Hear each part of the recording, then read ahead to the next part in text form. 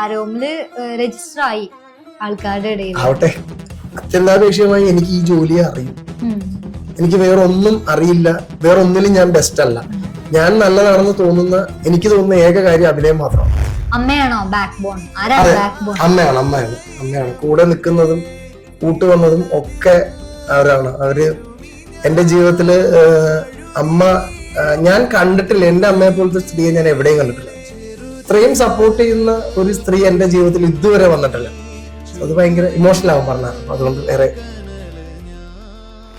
Hi, ഇന്ന് cinema പ്രാന്തിന്റെ കൂടെയുള്ളത് അതിരടിയിലെ ഒരു യങ് സ്റ്റാർ ആണ് Aromal Devaraj. Hi Aromal, welcome to the show. Thank you. അപ്പോ BCET കോളേജിലെ സാംകുട്ടിയുടെ സീനിയർ ആണ്. അപ്പോ എന്താണ് അതിരടി വിശേഷങ്ങൾ? അതിരടി പടം നല്ല രീതിയിൽ പോകുന്നു.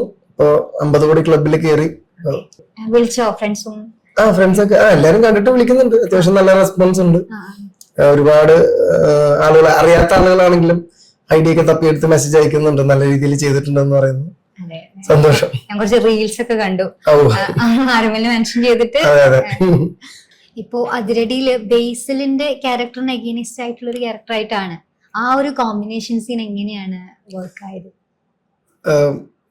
ഞാൻ അദ്ദേഹത്തെ ഇതിനു മുമ്പ് കണ്ടിട്ടില്ല, ഫോണിൽ സംസാരിച്ചിട്ടുള്ള ഒരു തവണ. അപ്പോ എല്ലാവരും ഇതിന്റെ ആദ്യമായിട്ട് ഈ പടത്തിലേക്ക് എന്നെ വിളിക്കുന്നത്, ഇതിന്റെ കാര്യം, ഈ ഒരു സീൻ എനിക്ക് പറഞ്ഞു തരുന്ന ആര്യൻ, ഇതിന്റെ അസിസ്റ്റന്റ് ഡയറക്ടറാണ്. ആര്യാണ് എന്റെ അടുത്ത് പറയുന്നത്, മച്ചാനെ ഒരു സീനുണ്ട് നിനക്ക്, അത് നീ തിയേറ്ററിൽ കൊണ്ടുപോകുന്ന ഒരു പരിപാടിയായിരിക്കും എന്ന് പറയുന്നു. അപ്പൊ ഞാൻ ഈ കൂടെ അഭിനയിക്കുന്ന ആരാണെന്ന് ഞാൻ ചോദിച്ചിട്ടില്ല. നല്ലൊരു ആക്ടറാണ് ഞാൻ ചോദിച്ചിട്ടുള്ളൂ. സെറ്റിലൊക്കെ എത്തി, പൂജയ്ക്കൊക്കെ കുറച്ച് ദിവസം മുമ്പാണ് ഞാൻ അറിയുന്നത് ബേസിലേട്ടനോടാണ് ഈ ഡയലോഗ് അടിക്കേണ്ടതെന്നുള്ളത്. അപ്പൊ അത് ഞാൻ സെറ്റിൽ എത്തിയപ്പോഴും എന്റെ അടുത്ത് എല്ലാവരും പറയുന്നത്, ബേസിലേട്ടനൊന്ന് കാണും കേട്ടോ, നിങ്ങളൊന്ന് സംസാരിക്കണം കേട്ടോ, നിങ്ങളുടെ ആ ഒരു കെമിസ്ട്രി. പക്ഷെ എന്നിട്ട് ഞാൻ അദ്ദേഹത്തെ പോയി കാണുകയോ ഒന്നും, കാരണം എനിക്ക് എന്റെ ഉള്ളിലൊരു പുള്ളിക്കാരൊക്കെ ആയിട്ടിരിക്കുമ്പോ ഞാൻ ചെന്നിട്ട് സംസാരിക്കണ്ടല്ലോ, ഇത് എന്തായാലും അടുത്ത ദിവസങ്ങൾ ഷൂട്ട് ചെയ്യും, അപ്പൊ അങ്ങ് പോവാന്നുള്ളത് തന്നെയായിരുന്നു. പക്ഷെ തലേ ദിവസം ബേസിലേട്ടൻ ഞങ്ങൾ കണ്ടു, ഞങ്ങൾ സംസാരിച്ചു. ബേസിലേട്ടൻ ഇങ്ങനെ മനസ്സിലായി, പുള്ളി പറഞ്ഞു ഓക്കെ നമുക്ക് നാളെ പൊളിക്കാം എന്ന് പറഞ്ഞു. സെറ്റിലെത്തി കഴിഞ്ഞ് കഴിഞ്ഞപ്പോഴത്തേക്കും ഇദ്ദേഹം ഒരു നല്ല സംവിധായകനാണെന്ന് എനിക്കറിയാം. ഇദ്ദേഹം നല്ല രീതിയിൽ കഥ പറയാൻ ഉദ്ദേശിക്കുന്ന, ഇയാൾ പറയാൻ ഉദ്ദേശിക്കുന്ന കഥ വളരെ കൃത്യവും വ്യക്തവുമായി ആളുകളിലേക്ക് എത്തിക്കുന്ന ഒരു മേക്കറാണെന്ന് അറിയാം, നല്ലൊരു നടനാണെന്ന് അറിയാം. പക്ഷെ കൂടെ അഭിനയിക്കുമ്പോഴാണ് ഇദ്ദേഹത്തിന്റെ മീറ്ററുകൾ എന്താണെന്ന് നമുക്ക് മനസ്സിലാവുന്നത്. എനിക്ക് ആദ്യത്തെ സീനിൽ ഇദ്ദേഹം തന്ന റെസ്പോൺസ്, ഞാൻ ആ ചിരിച്ചുകൊണ്ട് വന്ന് സംസാരിക്കുമ്പോൾ ഇദ്ദേഹത്തിന്റെ മുഖത്തോടെ പോണ ഒരു പരിപാടിയുണ്ട്. ഈ ഒരു റെസ്പോൺസിലാണ് ആ സീൻ ഫുള്ള് ഞാൻ കൊണ്ടുപോയത്. ഞാൻ ഓരോ ഡയലോഗ് ഇദ്ദേഹത്തോട് ഫയർ ചെയ്യുമ്പോഴും, ചിരിച്ച് സംസാരിക്കുമ്പോഴും, ദേഷ്യപ്പെടുമ്പോഴാണെങ്കിലും അതിഭീകര റിയാക്ഷൻസ് ആണ് എനിക്ക് അവിടെ നിന്ന് ഇദ്ദേഹം തരുന്നത്. അപ്പോഴൊക്കെ എനിക്ക് മനസ്സിലാവുന്നുണ്ട്, ഇദ്ദേഹം ഒരു സാധാരണ നടനല്ല, ഇദ്ദേഹം ഭയങ്കരമായ നടനാണെന്നുള്ളൊരു സംഭവം എനിക്കുണ്ട്. അത്രയും റെസ്പോൺസ് തരുന്നുണ്ട്. ഇദ്ദേഹം തരുന്ന റിയാക്ഷൻസ് ഒക്കെ ഭീകരമാണ്. പിന്നെ ഞാൻ ഇദ്ദേഹത്തെ, ഞാനൊരു പടത്തിലെ വേറൊരു ക്യാരക്ടറിനെ പറ്റി പറഞ്ഞ് ഷൗട്ട് ചെയ്യുന്ന സീനിൽ ഇദ്ദേഹം ഇമോഷണൽ ആവുന്നുണ്ട്. ഈ സാംബോയ്, ഇദ്ദേഹം ഗ്ലിസറിൻ ഇട്ടിട്ടില്ല, ഗ്ലിസറിൻ ഉപയോഗിച്ചിട്ടില്ല. ഇദ്ദേഹം ഓർഗാനിക് ആയിട്ട് അത് വന്നൊരു സംഭവമാണ്. അത് ആദ്യത്തെ ടേക്കിൽ തന്നെ അത് പുള്ളി ഇടുകയും ചെയ്തു. സോ അതെനിക്ക് ഭയങ്കര നമുക്ക് കൂടെ അഭിനയിക്കുമ്പോൾ നമുക്ക് മനസ്സിലാവും ഇദ്ദേഹം അതിഭീകരമായി എനിക്ക് റെസ്പോണ്ട് ചെയ്യുന്നുണ്ട്. അപ്പൊ പിന്നെ എനിക്കും അതുപോലെ കൊടുക്കാനോ അല്ലെങ്കിൽ അതിൽ മേലെ കൊടുക്കാനോ പറ്റുള്ളൂ. ഒരിക്കലും അതിന് താഴെ പോകാൻ പറ്റില്ല, കാരണം താഴെ പോലും ഇദ്ദേഹം അനുവദിക്കില്ല. അത്രയും നല്ല റെസ്പോൺസ് ആണ് ഇദ്ദേഹം തരുന്നത്. സോ എന്റെ ആ സീൻ ഇപ്പൊ നന്നായി, അല്ലെങ്കിൽ എനിക്ക് തിയേറ്ററിൽ അത്യാവശ്യം നല്ല രീതിയിൽ റെസ്പോൺസ് കിട്ടുന്നുണ്ടെന്ന് പറയുമ്പോഴും അതിന് കാരണക്കാരനായത് എന്റെ കൂടെ നിന്ന ബേസിലായിട്ടാണ്.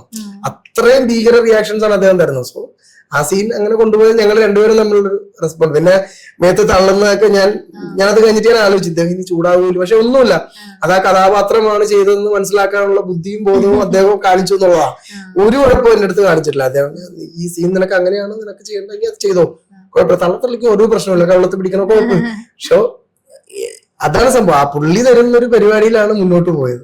ഈ വിനീത് ശ്രീനിവാസൻ അത് ആ സീൻസിൽ ഇപ്പൊ ഇല്ല, ബട്ട് ലൈക്ക് അതെങ്ങനെയായിരുന്നു അദ്ദേഹമായിട്ടുള്ള ഒരു കണക്ഷൻ എന്ന് പറയുന്നത്? ഞാൻ വിനീതേട്ടന്, ഞാൻ ഒരു സിനിമാക്കാരൻ എന്ന് പറഞ്ഞൊരു സിനിമയിൽ അഭിനയിച്ചിട്ടുണ്ട്. അപ്പോഴാണ് ഞാൻ വിനീതേട്ടനെ ആദ്യമായിട്ട് കാണുന്നത്. എനിക്ക് ഒരു സീനേ വിനീതേട്ടൻ്റെ കൂടെ ഉണ്ടായിരുന്നുള്ളൂ. പടത്തിൽ എനിക്ക് 3 സീനുണ്ട്, അതിൽ 2 സീൻ സെപ്പറേറ്റ്, ഒരു സീൻ വിനീതേട്ടൻ്റെ കൂടെ. അന്ന് ഞാൻ വിനീതേട്ടനെ കണ്ട് പരിചയപ്പെട്ട് എനിക്കൊരു ഞാനൊരു കുഞ്ഞു ഫോട്ടോ വിനീതേട്ടന് കൊടുത്തിട്ടുണ്ട്. എന്റെ ഒരു ഫോട്ടോ അടുത്ത പടത്തിലേക്ക് വിളിക്കും എന്നുള്ള രീതിയിൽ. പക്ഷെ വിളിച്ചില്ല. പക്ഷെ എനിക്ക് ആ നമ്പർ കിട്ടി. അത്രയും വർഷത്തിന് ശേഷം പിന്നെ വിനീതേട്ടനെ കാണുന്നത് അതിരടിയുടെ സെറ്റില. ഏകദേശം ഒരു 6-7 വർഷം ഗ്യാപ്പ് ഉണ്ട് ഒരു സിനിമാക്കാരനും ഇത് തമ്മിൽ. അതെ, ഒരു 6 വർഷം എന്തായാലും ഉണ്ട്. അദ്ദേഹം എന്നെ സ്റ്റേജിൽ വെച്ച് എന്നെ കണ്ടു, എന്റെ അടുത്തേക്ക് വന്നു. ആരോമൽ ഈ പടത്തിലുണ്ടെന്ന് എന്റെ അടുത്ത് ആരോ പറഞ്ഞു, നന്നായിട്ട് ചെയ്തു എന്നും കേൾക്കുന്നുണ്ട്, ഞാൻ കണ്ടിട്ടില്ല, കണ്ടിട്ട് പറയാന്ന് പറഞ്ഞു. അത് ഭയങ്കര ഒരു സന്തോഷം. അവിടെയുള്ള എല്ലാവരും എന്നെ ഇങ്ങനെ നോക്കി. കാരണം എന്നെ ആളുകൾക്ക് ആർക്കും അറിയില്ല. എനിക്ക് അദ്ദേഹത്തിന് വേണമെങ്കിൽ എന്നെ കണ്ട് ഒരു ചിരിയിൽ ഒതുക്കായിരുന്നു. പക്ഷെ എന്റെ അടുത്തേക്ക് അദ്ദേഹം നടന്നു വന്നു. ഇങ്ങനെ ആരോമൽ ഈ പടത്തിലുണ്ടെന്ന് എന്റെ അടുത്ത് ആരോ പറഞ്ഞു, ഞാൻ കണ്ടിട്ട് ഞാൻ പറയാൻ ബാക്കി എന്നിങ്ങനെ പറഞ്ഞു. പിന്നെ കണ്ടിട്ട് അദ്ദേഹം പറഞ്ഞു, നല്ല രസമായിട്ട് ചെയ്തിട്ടുണ്ട് കേട്ടോ എന്നിങ്ങനെ പറഞ്ഞു. ഇപ്പോഴും നല്ലൊരു സൗഹൃദം ഉണ്ട് അദ്ദേഹമായിട്ട്. കോംപ്ലിമെന്റ് കിട്ടി. അത് വിനീത് ശ്രീനിവാസന്റെ കിട്ടി. ഇതൊരു കോളേജ് വൈബ് ആണല്ലോ എന്ന് പറഞ്ഞ. അപ്പൊ ആ ഒരു വൈബ് തന്നെയായിരുന്നു അതിന്റെ. അതെ, അത് ഞാൻ കോളേജിൽ പോയിട്ടില്ല, അതുകൊണ്ട് എനിക്ക് കോളേജ് ഇത് ആദ്യമായിട്ടാണ് ഞാൻ ഒരു കോളേജ് പടത്തില് അഭിനയിക്കുന്നത്. അപ്പൊ എനിക്ക് സത്യം പറഞ്ഞു കഴിഞ്ഞാൽ ആദ്യത്തെ 27 ദിവസമായിരുന്നു എന്റെ. അപ്പൊ ആദ്യത്തെ ഒരു 4-5 ദിവസം നമുക്ക് ലൊക്കേഷനിൽ പോകുന്ന ഒരു ഫീൽ ഉണ്ടായിരുന്നു. രാവിലെ എണീറ്റ് പോകുന്നതായിരുന്നു. പക്ഷെ പിന്നീട് നമ്മള് ഒരു കോളേജിൽ പോകുന്ന പോലെ ആയിരിക്കും. കാരണം സെറ്റിൽ എത്തി കഴിയുമ്പോഴത്തേക്ക് സമീർക്ക് ഒരു ബാഗ് തരും, മഷർക്ക് ഒരു ബാഗ് തരും, കോസ്റ്റ്യൂംസ് തരും. പിന്നെ ഫിസാറ്റാണ്. ഞാൻ ഭയങ്കരമായിട്ട് എൻജോയ് ചെയ്തൊരു ക്യാമ്പസ് ആയിരുന്നു. ഭയങ്കര, കാരണം നമുക്ക് ഷൂട്ടില്ലാത്ത സമയത്ത് ഞങ്ങൾ പല ഫ്ലോറുകളിൽ കയറി ഇറങ്ങി നടക്കും. കാരണം എല്ലാ ഫ്ലോറുകളിലും നമ്മുടെ ഷൂട്ടിങ്ങിന് ആക്സസ് ഉള്ളതുകൊണ്ട് ഇങ്ങനെ കയറി നിൽക്കും. ഓരോ ടീച്ചേഴ്സിനെ കാണുമ്പോഴത്തേക്കൊക്കെ ഗുഡ് മോർണിംഗ് എന്നൊക്കെ പറഞ്ഞ് സംസാരിക്കാൻ തുടങ്ങും. പിന്നെ അവിടുത്തെ ആ ക്യാമ്പസിലെ കുട്ടികള് കെവിനൊക്കെ അവിടെ 1-2 ഇത്രയും ദിവസം ഉള്ളതുകൊണ്ട് തന്നെ ഇവര് നമ്മളുടെ ഇടയിൽ വന്ന് സൗഹൃദം ഉണ്ടാക്കിയത്. അപ്പൊ അതില് 1-2 കുട്ടികള് എനിക്ക് ഭയങ്കര ഇതായിട്ട് തോന്നുന്നു. ആദ്യത്തെ ഒരു 3 ദിവസം ഇവരെന്റെ അടുത്ത് വന്ന് ഇങ്ങനെ ഇരിക്കുമ്പോ കോളേജിലെ കുട്ടികൾ, ഞാൻ നടുക്കിരിക്കും, അപ്പുറത്തും ഇപ്പുറത്തും ഇവര് കോളേജിലെ വിശേഷങ്ങൾ പറയും. അപ്പൊ ഇവരിങ്ങനെ പ്രൊജക്ട് സബ്മിറ്റ് ചെയ്തില്ല, ആനി മാം ചീത്ത പറയും. അപ്പൊ 2ാമത്തെ ദിവസമൊക്കെ ഇവര് ഇത് തന്നെ പ്രൊജക്ട് സബ്മിറ്റ് ചെയ്തില്ല. പിന്നെ ഒരു 6ാമത്തെ ദിവസം ഞാൻ ചോദിക്കാൻ തുടങ്ങിയത് പ്രൊജക്ട് സബ്മിറ്റ് ചെയ്തില്ല, ആനി മാമിന്റെ സ്വഭാവം നിനക്ക് അറിയില്ല അവര്. അപ്പൊ അങ്ങനെ ഒരു സർക്കിളിൽ പെട്ടെന്ന് ഇന്നായി. അത് ആ ക്യാമ്പസിന്റെ ഒരു ഫീലാണ് നമുക്കും. അതെ, ഭയങ്കര കോളേജ് എക്സ്പീരിയൻസ് ചെയ്യാൻ പറ്റി. എക്സ്പീരിയൻസ് ചെയ്തിട്ടില്ല ഇതുവരെ, അതുകൊണ്ട് സിനിമയെ കൂടി പറ്റി. വലിയൊരു മെമ്മറിയാണ്. അതെ, നല്ല മെമ്മറി. അതിരടി എന്ന് പറയുന്നത് തന്നെ കരിയറില് ഭയങ്കരമായിട്ടുള്ള ഓർമ്മകളൊക്കെ ഉള്ള ഫ്രണ്ട്ഷിപ്പ്, പുതിയ കൂട്ടുകാരെ കിട്ടി. ബേസിലായിട്ടിനെ ഐ മീൻ പുള്ളിക്ക് നമ്മളെ ഒരു ആക്ടർ ഇവിടെ ഉണ്ട് എന്നറിയാനുള്ളൊരു അവസരം കിട്ടി. ടോയ് ചേട്ടൻ, വിഷ്ണു അവസ്ഥ, അങ്ങനെ എല്ലാരും കാണാൻ പറ്റി. അതെ, ഹാപ്പിയാണ്. ലൈക്ക് ഇതിനു മുമ്പ് ഐ തിങ്ക് ഗോദ മൂവിയുടെ ഒരു റീല് ഞാൻ കണ്ടായിരുന്നു. ഗോദനെ പറ്റി മെൻഷൻ ചെയ്യുന്നുണ്ടായിരുന്നു.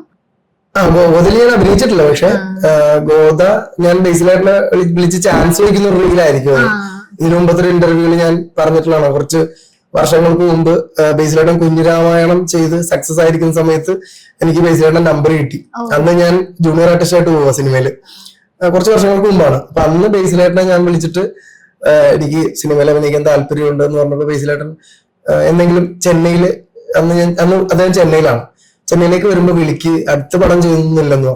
പിന്നെ ഞാൻ എന്റെ അഡ്മിഷനും കാര്യങ്ങളൊക്കെ ആയിട്ട് കുറച്ച് തിരക്കായി. പിന്നെ ഞാൻ ഒന്നുകൂടെയൊക്കെ ഒന്ന് റീസ്റ്റാർട്ട് ചെയ്ത് നമ്പർ തപ്പിയെടുത്ത് വിളിച്ചപ്പോഴാണ് പുള്ളി പറഞ്ഞത്, ഞാൻ ഗോദ എന്ന് പറഞ്ഞൊരു പടം തുടങ്ങിപ്പോയി, അടുത്തൊരു പടത്തിൽ നോക്കാമെന്ന് പറഞ്ഞു. മേ ബി ആ റീലായിരിക്കും കണ്ടത്. ഞാൻ ഗോദയിൽ അഭിനയിച്ചിട്ടില്ല. ഇതാണ് സംഭവം. ഇതായിരുന്നു. അതിരടിയിലേക്ക് വന്നു. അതെ. Okay, fine. ഇപ്പൊ ആരോമലിന്റെ ഒരു പ്രൊഫൈൽ എടുത്ത് നോക്കുമ്പോൾ വളരെ പാഷനേറ്റ് ആയിട്ടുള്ള ഒരാളെ അങ്ങ് കാണാൻ പറ്റും. ഞാൻ ഒന്ന് റിസർച്ച് ചെയ്ത് നോക്കിയപ്പോഴൊക്കെ കുറെ ഫിലിംസിൽ ഇങ്ങനെ ചെറിയ റോളാണെങ്കിൽ കൂടി വർക്ക് ചെയ്തിട്ടുണ്ട്. അങ്ങനെ ഒരു എക്സ്പീരിയൻസ് ഉണ്ട്. അപ്പൊ എപ്പോഴാണ് എനിക്കൊരു ആക്ടർ ആവണം എന്നുള്ളൊരു തോന്നൽ വന്നത്? അത് ഈ പറഞ്ഞോളും കുറച്ച് വർഷങ്ങൾക്ക് മുമ്പാണ്. അത് ഞാൻ ആവർത്തന വിരസതയാണ്, എന്നാലും കാര്യമൊക്കെ നല്ല സത്യമാണല്ലോ. ബൈസൈക്കിൾ തീസ് എന്ന് പറഞ്ഞൊരു സിനിമയിൽ എനിക്കൊരു ചെറിയ വേഷം, അന്ന് ഞാൻ 9ാം ക്ലാസ്സിൽ പഠിക്കുകയാണ്. അപ്പൊ ഞാൻ ഞങ്ങളുടെ നാട്ടിലാണ് ഷൂട്ട്. അപ്പൊ ഞാൻ അവിടെ ചെന്നപ്പോഴത്തേക്കും കുറെ ആർട്ടിസ്റ്റുകളുണ്ട്. അപ്പൊ മെയിനായിട്ട് ആസിഫ് അലിനെ കാണാൻ എന്റെ സുഹൃത്തുക്കൾ വന്നിട്ട് പറഞ്ഞിങ്ങനെ ആസിഫ് അലി വന്നിട്ടുണ്ട്, ഞങ്ങൾ കണ്ടു എന്നൊക്കെ പറഞ്ഞപ്പോ ഞാൻ ചുമ്മാ ആസിഫ് ഖാനെ കാണാം, ആ വഴി ചാൻസ് ചോദിക്കാമെന്ന് പറഞ്ഞാണ് ഞാൻ ചെല്ലുന്നത്.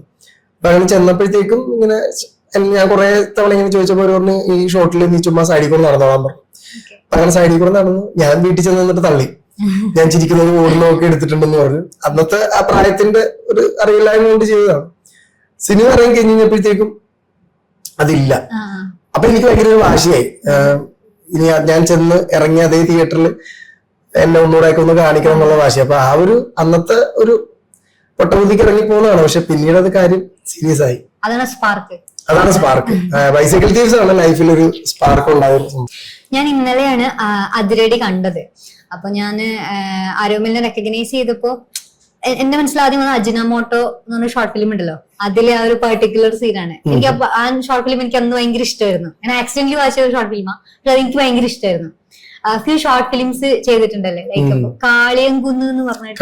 കാളിയംകുന്ന് ഞങ്ങളുടെ കൂട്ടത്തിലുള്ള കുറച്ച് ഞങ്ങളുടെ ഒരു 5 സുഹൃത്തുക്കളുണ്ട്. ഞങ്ങളെല്ലാരും കൂടെ ചെയ്തൊരു ഷോർട്ട് ഫിലിമാണ്. കാളിയംകുന്ന് ഭയങ്കര ഓർമ്മകളൊക്കെ ഉള്ള ഷോർട്ട് ഫിലിമാണ്. ആ കാളിയംകുന്നിന്റെ സംവിധായകൻ എന്റെ ഫ്രണ്ട് അക്ഷയ് അശോക് എന്ന് പറയും. അദ്ദേഹം ഒരു സിനിമ ചെയ്തു എന്നെ വെച്ച്, സോറി എന്നാണ് ആ പടത്തിന്റെ പേര്. അപ്പൊ അതിന് 15 ഇന്റർനാഷണൽ അവാർഡൊക്കെ കിട്ടിയായിരുന്നു. അതിപ്പോ ഈ മാസം മെയ് 25 സൈനയുടെ മറ്റേ ഇതില് യൂട്യൂബ് ചാനലിൽ ഇറങ്ങണം. OTT ഇറങ്ങി അത്യാവശ്യം സക്സസ് ആയിരുന്നു. അപ്പോ കാളിയംകുന്നാണ് ഞാൻ അവസാനം അഭിനയിക്കുന്ന ഷോർട്ട് ഫിലിം. അതെ, അതിനുശേഷം പിന്നെ വലിയ പരിപാടികളൊന്നും പിടിച്ചിട്ടില്ല. സോറി ആണോ മൈൽ സ്റ്റോൺ എന്ന് പറയുന്നത്? എന്താ പറയുക, ടേണിംഗ് പോയിന്റ് എന്ന് പറയുന്നത് സോറി തന്നെയാണ്. അത് ഭയങ്കര, കാരണം ഞാൻ ഈ പറഞ്ഞോളം ഷോർട്ട് ഫിലിംസും സിനിമയിൽ ചെറിയ ചെറിയ വേഷങ്ങളും ചെയ്ത് മാത്രം ജീവിതം മുന്നോട്ട് പോയിക്കൊണ്ടിരുന്ന ഒരു വ്യക്തിയാണ് ഞാൻ. അപ്പൊ എനിക്കൊരു പോയിന്റ് ചിന്തിച്ചു, ഇതിങ്ങനെ പോയാൽ എത്ര നാൾ ലൈഫ് മുന്നിലേക്ക് പോകുന്നുള്ളൊരു വലിയൊരു ചോദ്യചിഹ്നം എന്റെ മുന്നിൽ ഉണ്ടായിരുന്നു. ആ ചോദ്യചിഹ്നം മാറ്റി അവിടെ ഒരു അടിവര ഇട്ട് തന്നത് സോറിയാണ്. എന്നെ കൊണ്ട് പറ്റും. ആ കറക്റ്റ് സമയത്ത് അക്ഷയ് സോറി ആയിട്ട് എന്റെ അടുത്തേക്ക് വന്നു. അത് ഞാനും അമ്മയും കൂടെയാണ് പ്രൊഡ്യൂസ് ചെയ്തത്. അപ്പൊ അത് നമ്മൾ ഒന്നിച്ച് സംസാരിച്ച് അതൊരു സിനിമയായി. അതിന് 15 ഇന്റർനാഷണൽ അവാർഡായി. അപ്പൊ അതിനുശേഷം എന്റെ ജീവിതം കുറെ കൂടെ മാറി. ഒരു സിനിമയിലേക്ക് വിളിക്കുമ്പോൾ നമുക്ക് പേയ്മെന്റുകൾ നമ്മുടെ അടുത്ത് ചോദിച്ചു തുടങ്ങി, എങ്ങനെയാണ് അതിന്റെ കാര്യങ്ങള്. പണ്ടെന്ന് പറയുമ്പോഴത്തേക്ക് 500 രൂപയും ചോറും അതായിരുന്നു നമ്മുടെ പരിപാടി. അത് ഇതാക്കി പറയുകയല്ല, പക്ഷെ നമുക്ക് ആ സമയത്ത് നമ്മൾക്ക് അതായിരുന്നു നമ്മുടെ മൂല്യം.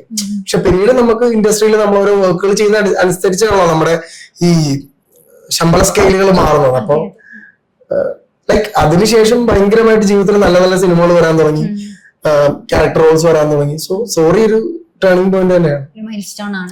ലൈക്ക് പറഞ്ഞു വരികയാണെങ്കിൽ നല്ല ഷെയ്ഡ് ഉള്ള ഒരു ക്യാരക്ടറാണ്, കുറെ നല്ല പെർഫോമൻസിനുള്ള സ്പേസ് ഉള്ള ഒരു ക്യാരക്ടർ അല്ലേ സോറി എന്ന് പറയുന്നത്.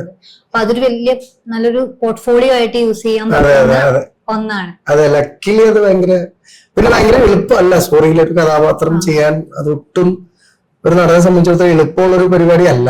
ഭയങ്കര ഇതിൽ അരവിന്ദിന് ഒരുപാട് ഇമോഷണൽ ഫ്ലക്ച്വേഷൻസും ഭയങ്കരമായിട്ടുള്ള മൂഡ് സ്വിങ്സും ഉള്ള ഒരാളാണ്. അപ്പോ അത് ഞാൻ അങ്ങനത്തെ ഒരാളല്ല, ഇപ്പൊ മനസ്സിലായിട്ടുണ്ടാവും തോന്നുന്നു. ഞാൻ ഭയങ്കര ഹൈപ്പർ ആക്റ്റീവ് ആയിട്ട് നിൽക്കുന്നത്, എപ്പോഴും എനിക്ക് ചുറ്റും സന്തോഷം മാത്രം സംഭവിക്കണം എന്ന് കരുതി മുന്നിലേക്ക് പോകുന്ന ആളാണ്. അപ്പൊ എന്നെ സംബന്ധിച്ചിടത്തോളം അങ്ങനെ ഡള്ളായിരിക്കുക അല്ലെങ്കിൽ ഡള്ളായ പോലെ അഭിനയിക്കുക എന്ന് പറയുന്നത് വളരെ പാടാണ്. പക്ഷെ അത്ര വലിയ കോംപ്ലിക്കേഷൻ ആയിട്ട് എനിക്ക് ഫീൽ ചെയ്തില്ല.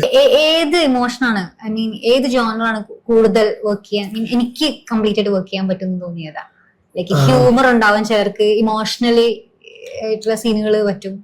എനിക്ക് കുറച്ചുകൂടെ ഹ്യൂമർ ഞാൻ അങ്ങനെ ഹ്യൂമർ ഒരുപാട് പരിപാടിയിൽ ചെയ്തിട്ടില്ല. ഈ അതിരടി കണ്ടതല്ലേ ആദ്യം ആ കൂന്ന് ഞാനാണ്.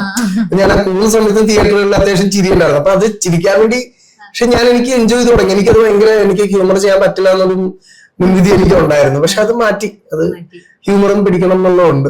അതെ, ഹ്യൂമർ ചെയ്താൽ കൊള്ളാമെന്നുണ്ട്. ബാക്കിയൊക്കെ അത്യാവശ്യം ചെയ്തു. കാളിയംകുന്ന് എന്ന് പറയുന്നത് ഹൊററാണ്, സോറി എന്ന് പറയുന്നത് ഒരു ഡ്രാമയാണ്, ലൈക്ക് ഒരു ഇമോഷണൽ ഡ്രാമയാണ്. ഹ്യൂമർ നെക്സ്റ്റ് ഹ്യൂമർ പിടിച്ചാൽ കൊള്ളാമെന്നുണ്ട്. ഈ അതിരടി ചെയ്ത് കഴിഞ്ഞപ്പോഴത്തേക്കും എന്റെ അടുത്ത് പറഞ്ഞു, പിന്നെ ഭയങ്കര വില്ലനിസം തോന്നിക്കുന്നു എന്ന് പറഞ്ഞു സ്ക്രീനിൽ. നല്ല നെഗറ്റീവ് ഷെയ്ഡ് ഉണ്ട്. പക്ഷെ എനിക്കങ്ങനെ നമ്മളങ്ങനെ നെഗറ്റീവ് നമ്മൾ ആ സമയത്ത് അഭിനയിക്കുന്നു, പോകുന്നു, തമാശ പറയുന്നു, റൂമിൽ പോയി കിടന്ന് ഉറങ്ങുന്നു. അതല്ലാതെ അതിനപ്പുറത്തേക്ക് ആ കഥാപാത്രം നമ്മളെ ഡ്രൈവ് ചെയ്യുന്നില്ല. സെറ്റിലേക്ക് വരുമ്പോൾ നമ്മൾ അഭിനയിക്കും. ഞാൻ അങ്ങനെയാണ് ചെയ്യുന്നത്. വേറൊരു നടനോട് നിങ്ങൾ ചോദിച്ചാൽ അദ്ദേഹത്തിന് ഈ അഭിപ്രായം ഉണ്ടാവണം എന്നില്ല, അത് ശരിയല്ല.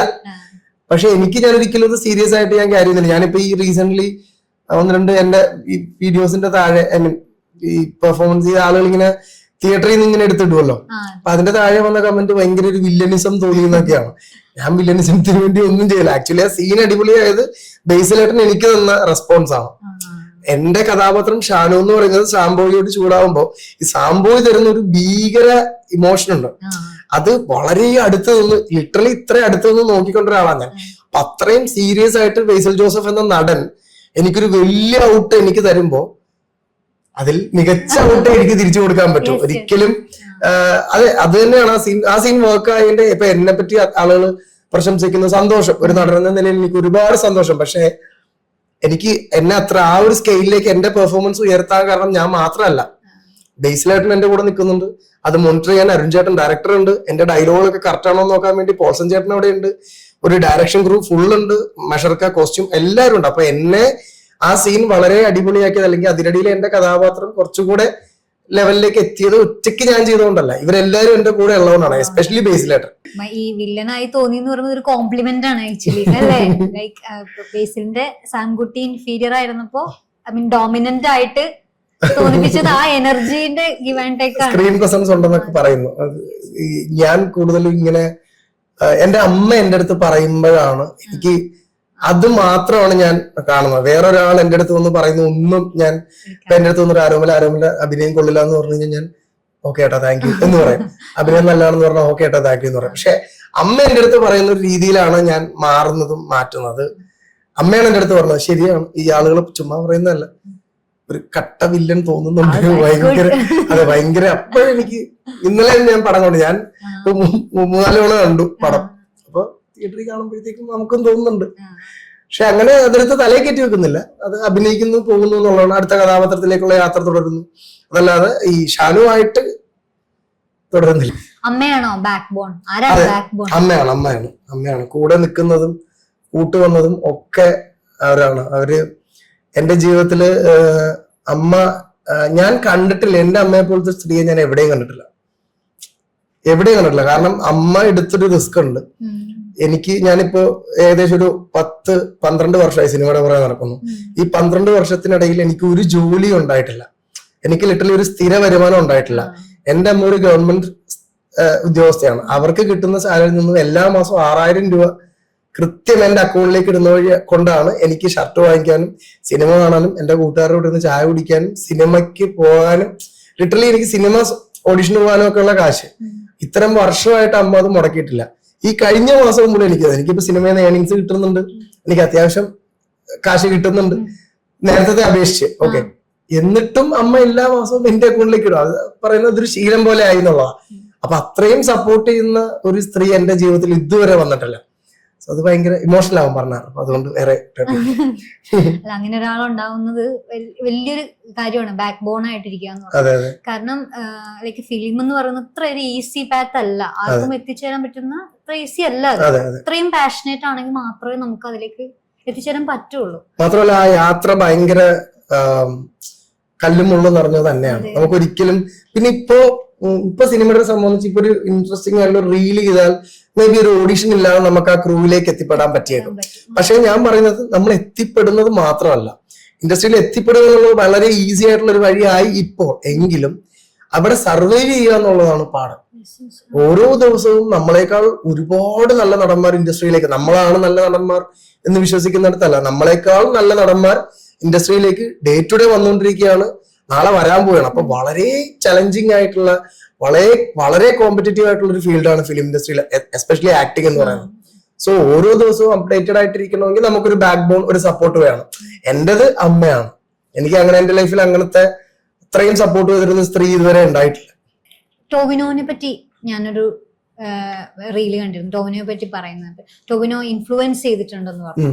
അപ്പോ അതെങ്ങനെയാണ് ലൈക്ക് ആ ഒരു ഇൻഫ്ലുവൻസ് ചെയ്യാവുന്ന ആസ് എൻ ആക്ടർ? ഞാൻ റീല് കണ്ടിരുന്നു, ലൈക്ക് പടത്തിന് കിട്ടിയില്ല എന്നും പറഞ്ഞ് ഞാൻ വിഷമിച്ചിരിക്കും. പക്ഷെ വലിയൊരു കാര്യമാണ് ഒരാൾ ഇൻഫ്ലുവൻസ് ചെയ്യാന്ന് പറയുന്നത്, ആ ഒരു ജേർണി ഇൻഫ്ലുവൻസ് ചെയ്യാന്ന് പറയുന്നത് വളരെ റിലേറ്റബിൾ ആയിരുന്നു ആ പറയുന്നത്. അതെ, എനിക്ക് അദ്ദേഹത്തിന്റെ ഞാൻ എപ്പോഴും പറയുന്ന കാര്യം, എനിക്ക് അദ്ദേഹത്തെ ഭയങ്കര ഇഷ്ടമാണ്.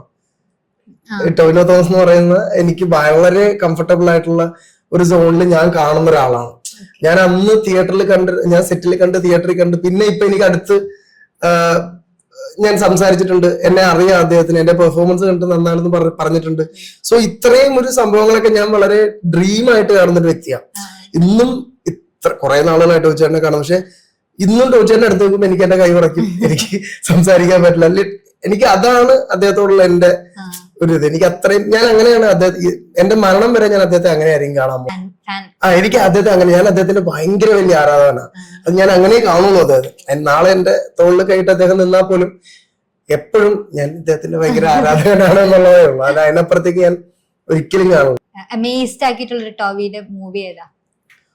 ഒരുപാട് മൂവീസ് ഉണ്ട്. ഒരുപാട്.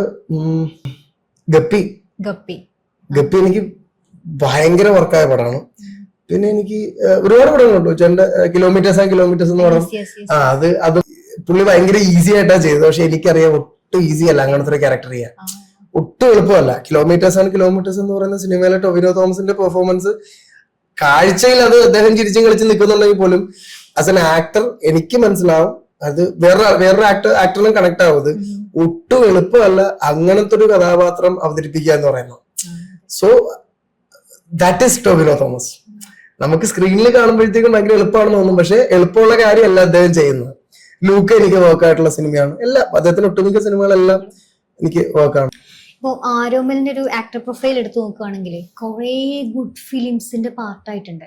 ആരോമൽ തന്നെ പറഞ്ഞു ചെറിയ ചെറിയ റോളാണ്. ഈവൻ ദോ ഇതെല്ലാം കുറെ ഗുഡ് ഫിലിംസ് ആണ്. ലൈക്ക് ഇപ്പൊ അതിരടി നമ്മള് നടികറിലുണ്ട്, പിന്നെ കനകം കാമിനി മൂലം കലഹം എന്ന് പറഞ്ഞ ആ ഫിലിമിലുണ്ട്. കുറെ ഫിലിംസ് ഉണ്ട് ഞാൻ എടുത്തു നോക്കുമ്പോ. അപ്പൊ ഇത്രയും ഒരു ആക്ടറിനെ സംബന്ധിച്ച് ഇത്രയും ഒരു പ്രൊഫൈൽ എന്ന് പറഞ്ഞത് വലിയൊരു കാര്യമാണ്. അപ്പൊ എങ്ങനെ ഈ ഫിലിമിലേക്കൊക്കെ എത്തിയത്? ലൈക്ക് ഓഡിഷൻസ് ആണോ ഫോളോ ചെയ്യാറ്? ഓഡിഷൻസ് ആയിരുന്നു. പിന്നീട് ഈ ഓഡിഷൻസിന് പോകുന്ന സമയത്ത് നമുക്ക് കുറച്ച് കോണ്ടാക്ട്സ് കിട്ടും. ഓഡിഷൻസ് പെർഫോമൻസുകൾ നമ്മൾ കൊടുത്തു കഴിയുമ്പോഴത്തേക്കും നമുക്ക് കുറച്ച് കോണ്ടാക്ട്സ് കിട്ടും. അവര് ചിലപ്പോൾ അസിസ്റ്റന്റ് ആയിട്ട് അടുത്ത പടങ്ങൾ ഓണാക്കും. അപ്പൊ അങ്ങനെ നമ്മളെ കോണ്ടാക്ട് ചെയ്യും. ഇപ്പൊ ഞാനിപ്പൊ അങ്ങനെ ഓഡിഷൻസ് പോവാറില്ല, അങ്ങനെ പോകേണ്ടി വന്നിട്ടില്ല. അതിരടി ആണെങ്കിലും നമ്മൾ ഒരു ക്ലോസ്ഡ് ഓഡിഷൻ ഉണ്ടായിരുന്നു, പക്ഷെ അങ്ങനെ പണ്ടത്തെ അത്രയും നമ്മൾ പോവാറില്ല. പക്ഷെ അത് മിസ് ചെയ്യുന്നുണ്ട്.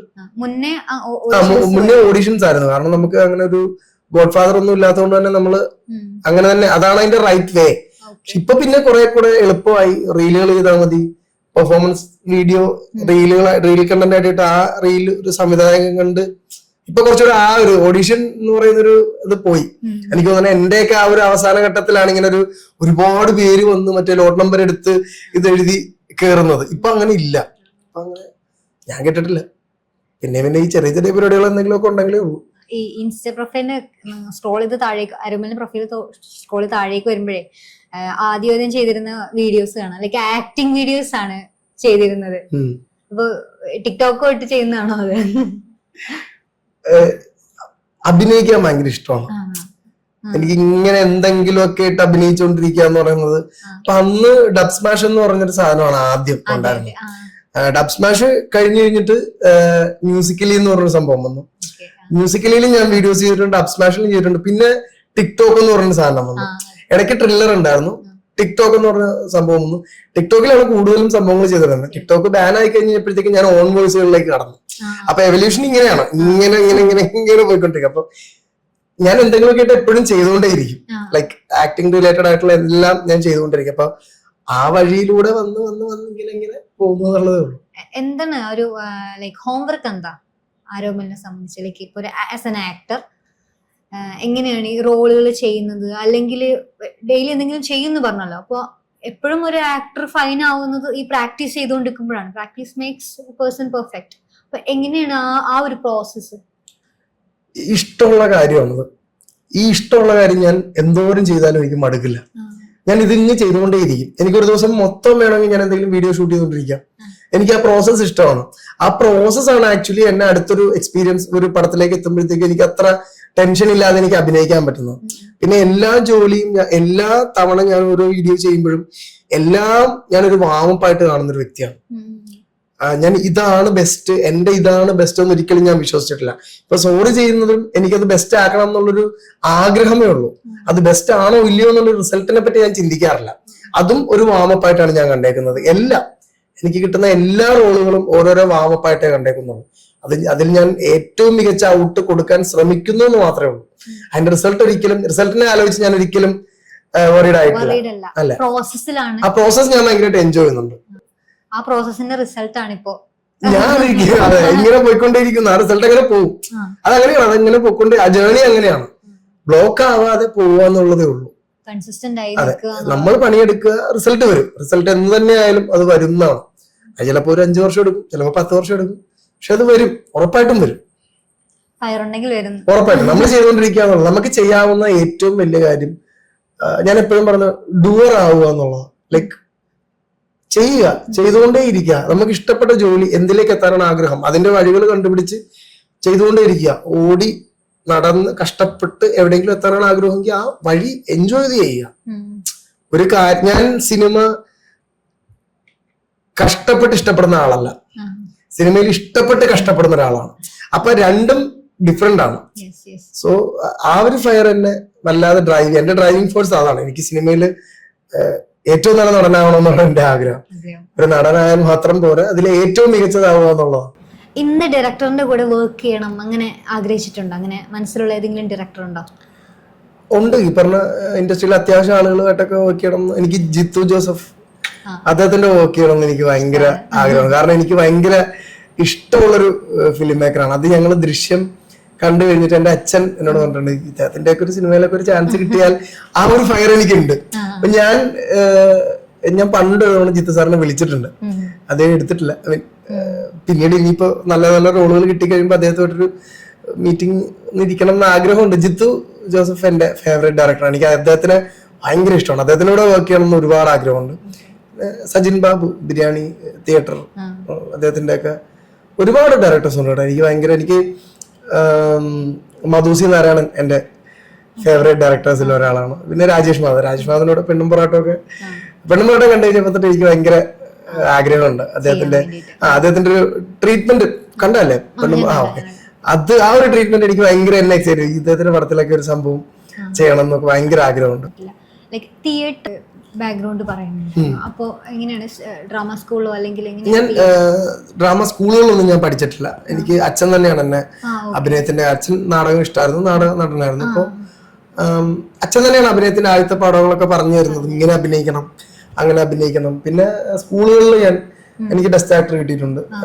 ഞാൻ കണ്ടമംഗലത്താണ് പഠിച്ചത്, HSS കണ്ടമംഗലം. അവിടെ എനിക്ക് 2 വർഷവും മികച്ച നടനുള്ള അവാർഡുകൾ കിട്ടി. അത് ഭയങ്കര അടിപൊളിയായിട്ടുള്ളൊരു ഇതായിരുന്നു. പക്ഷെ പിന്നീട് നാടകങ്ങളൊന്നും കളിക്കാൻ പറ്റിയിട്ടില്ല. ഇപ്പൊ പക്ഷെ ഒരു ആഗ്രഹമുണ്ട്, ഒരു നാടകം. എന്റെ ഒരു ഫ്രണ്ട് ഉണ്ട്, അവനുമായിട്ട് ഇപ്പൊ ഞങ്ങൾ ഇങ്ങനെ ഒരു സ്ക്രിപ്റ്റ് ഇങ്ങനെ ആലോചിക്കും. കുറച്ചായ ആലോചനകൾ ഇരിക്കുന്നു, പക്ഷെ ഇപ്പൊ സംഭവം ചെയ്താൽ കൊള്ളാന്നുണ്ട്. അതാണ് തിയേറ്റർ ബാക്ക്ഗ്രൗണ്ട് എന്ന് പറഞ്ഞത്. സ്കൂളുകളിൽ ചെയ്തിട്ടുണ്ട്. ആരോമില് രജിസ്റ്റർ ആയി ആൾക്കാരുടെ ഇടയിൽ. ഒരിക്കലും അങ്ങനെ ഞാൻ രജിസ്റ്റർ ആയിരുന്നു, ഞാൻ അങ്ങനെ തകർത്തു ഒരിക്കലും വിശ്വസിക്കുക. ആ പടം കഴിഞ്ഞാൽ ആ കഥാപാത്രം അവസാനിച്ചു എന്ന് വിശ്വസിക്കുന്ന ഒരാളാണ് ഞാൻ. ഇനി ഏത് എന്ന രീതിയിലേക്കാണ് നെക്സ്റ്റ് ഞാൻ കാണുന്നത്. എന്നെ എക്സൈറ്റ് ചെയ്യിപ്പിക്കുന്ന ഇനി എന്ത് എനിക്ക് ഓഡിയൻസിന് കൊടുക്കാൻ പറ്റും, എന്നെ ഇഷ്ടമുള്ള ആളുകൾക്ക്, എന്നെ സപ്പോർട്ട് ചെയ്യുന്ന ആളുകൾക്ക്, അവരെ എന്റർടൈൻമെന്റ്. അത്യന്താപേക്ഷിതമായി എനിക്ക് ഈ ജോലിയെ അറിയും. എനിക്ക് വേറെ ഒന്നും അറിയില്ല, വേറെ ഒന്നിലും ഞാൻ ബെസ്റ്റ് അല്ല. ഞാൻ നല്ലതാണെന്ന് എനിക്ക് തോന്നുന്ന ഏക കാര്യം അഭിനയം മാത്രമാണ്. അത് ആളുകളെ എന്നും എന്റർടൈൻ ചെയ്യിപ്പിച്ചുകൊണ്ടിരിക്കുക എന്നുള്ള. അപ്പൊ ഈ സിനിമ കഴിഞ്ഞു, അതവിടെ തീർന്നു. അടുത്ത സിനിമയിലേക്ക് പോവുക, അത് എന്റർടൈൻഡ് ആവുക. അതിനപ്പുറത്തേക്ക് ഒരു വാക്കുണ്ടല്ലോ, രസികനാണ് എന്ന് പറയും. കാണികളെ അഭിനയിച്ച് രസിപ്പിക്കുക എന്നുള്ളതാണ്. അതാണൊരു നടൻ. ഞാനൊരു പോസ്റ്റർ കണ്ടു, അപ്പൊ അത് കാണിക്കാം. ഇതാണ് ലഹള അടുത്ത് ഇറങ്ങാൻ പോകുന്ന ഞങ്ങളുടെ സോറി കഴിഞ്ഞിട്ട് ഞങ്ങൾ ചെയ്യുന്ന വർക്കാണ്.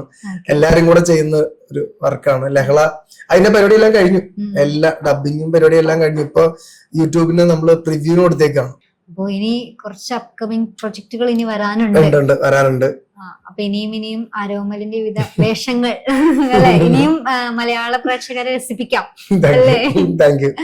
അതാണല്ലോ ജോലി, അതല്ലേ അറിയൂ, അതിന് മാത്രമാണ് നല്ലതെന്ന് വിശ്വസിക്കുന്നത്.